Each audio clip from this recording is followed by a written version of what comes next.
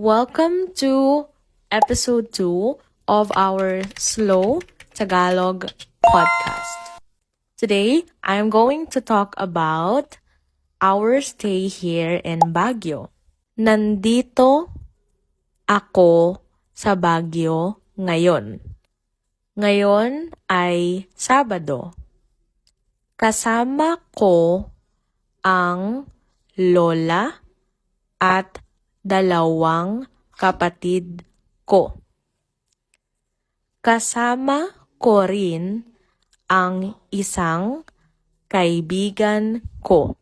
Magbabakasyon kami dito sa Baguio ng 2 araw.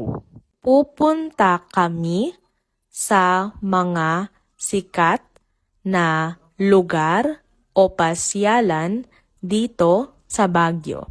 Ang Baguio ay tinatawag na summer capital of the Philippines dahil malamig ang klima dito kumpara sa ibang parte ng Pilipinas.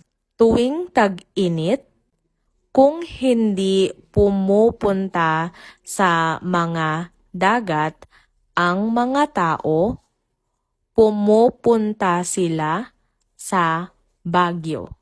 Ngayon ay pangalawang beses ko na dito sa Baguio. Ang una ay nakaraang taon, noong buwan ng Hunyo, at ngayon, Hunyo din ako bumalik. Sa susunod, gusto kong bumalik dito kapag mas malamig ang panahon.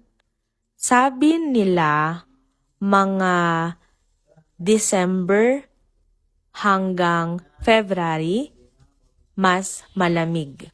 Pero malamig pa rin naman ngayon. Kaya kahit walang aircon dito sa Airbnb namin, alam kong masarap ang tulog ko mamaya. See you in the next episode of our Slow Tagalog podcast.